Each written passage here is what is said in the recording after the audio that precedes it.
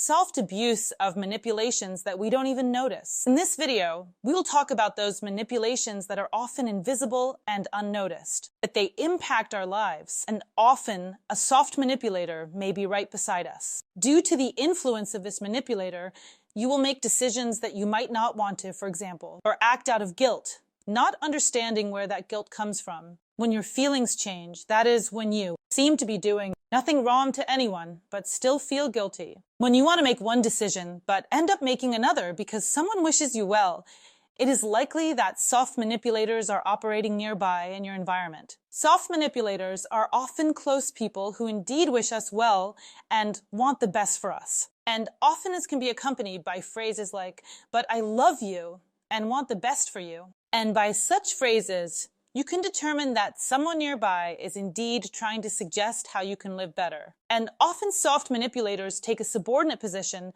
meaning you are such a wonderful, magnificent person, successful, interesting. And the soft manipulator says, "I love you, I will always support you." And thus trust is established. You indulge your self-esteem, and as a result, your vigilance decreases. This is exactly how a manipulator begins to operate. Now, let's talk about the manipulations that exist. The first manipulation is playing on feelings of guilt. That is, if it is hard abuse, then you will be openly accused of something. But when the abuse is soft, guilt is felt. But it is not named. There can be phrases like that. Of course, I understand. Don't worry, I've already gotten used to it. In other words, while guilt is not explicitly named and there seems to be no offense, resentment feels like it is hanging in the air. I have already gotten used to this. Everything is fine. I understand everything. And at that moment, the person starts to feel guilty and wants to make amends. This is the first type of manipulation. Next, targeted devaluation. That is, if there is an abuser nearby who devalues harshly, they will say things like, "You are bad, you are not good, you can't do anything right, you are a failure," and so on. But a soft abuser does not do this. He will also devalue it softly. For example, you have achieved some result, you have accomplished something incredible, you are currently in such great joy, perhaps you have taken first place somewhere or finally reached your dream, some desire. And what does the soft abuser do? He says, "You did great, that's wonderful, but there was this unpleasant moment, of course, but you were lucky that, for example, no one paid attention to it." Or, "Well, of course, you did a great job, but a lot of it is thanks to your team. I mean, there's always a bit of a but. Not everyone will always be happy for you or fully admire you. In other words, there will always be a little spoonful of tar in this honey and you will feel it next." Quiet gaslighting. This is another form of manipulation. In other words, when gaslighting is so blunt, the person starts to instill in you the belief that you are not yourself. For example, a man comes home with lipstick on, smelling of women's perfume, but he says that you are crazy and that you are imagining things. Just as an example, soft gaslighting is a bit different. For example, when something happens and you no longer understand what is going on, you are told, "Well, you're just tired, you're just overwhelmed, you're imagining things."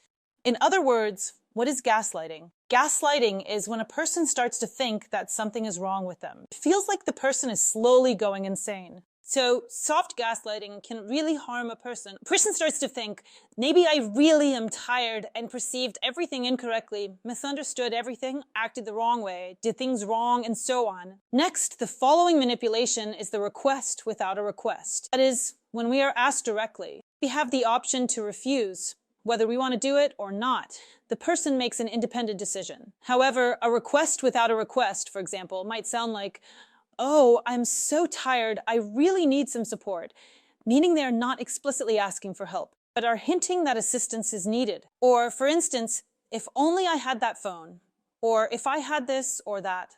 At that moment, there exists a hidden request or reproach, and you start to offer your help, meaning you begin to take action. And in any case, at some point, you might be told, "Well, I didn't ask you for that, you did it on your own." And another way of manipulation. Moving on, subtle suggestion. This is the moment when you are not being told what to do, but rather subtly pressured to make a decision that benefits the manipulator. For example, "We both understand which option is the best here. I always knew that you were wise. You are very smart, which is why you make such a decision." In other words, A person is led to a decision through these subtle methods, and the manipulated individual has no options to refuse because they believe they are wise, they believe they are smart, and they are making the right decision, when in reality, they are making a decision that has been influenced from the side. Often, they're not even aware of this. Next, there is the hidden boycott. When a person, for example, suddenly disappears or becomes distant, stops answering calls, and when you ask what happened, they start saying,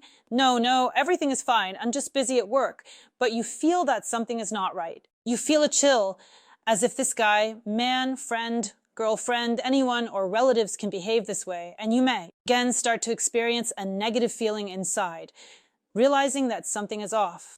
For example, you might begin to try to earn their trust or anything else. Another method of manipulation. Moving on, working with the environment. Here, the manipulator can act very subtly through your surroundings. For example, a man comes into a woman's life and he finds common interests and topics with all of her surroundings. In other words, he is already becoming the best friend of her friends and has found common ground with all her relatives. He made friends with everyone everywhere, so to speak. At some point, when he gained the trust of your surroundings, he starts to act on you through your environment. That is, for example, he first tells your mom or dad that it would be better for her. It would be better if she went to work there. Or on the contrary, it would be better for her if she were, for example, staying at home with the children. And all her surroundings are practically forcing her to be at home with the kids because it would be better for her. But all her interests are currently being overlooked.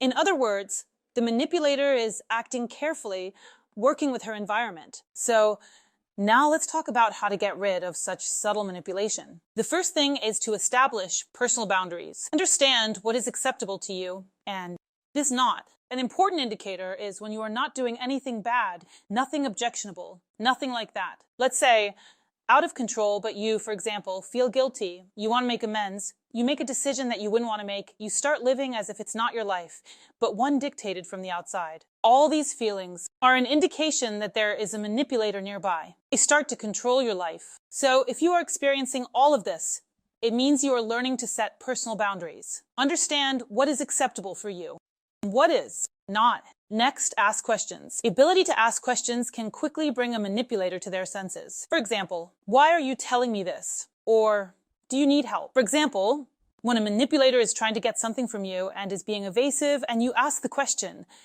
do you need help? They will again start to be evasive, but will not directly say so. So by noticing and asking questions, you'll be able to see where a manipulator is operating nearby. Moving on, learn to firmly refuse help. That is, when someone gently imposes their help on you, say, I don't need help right now. I can handle this task myself.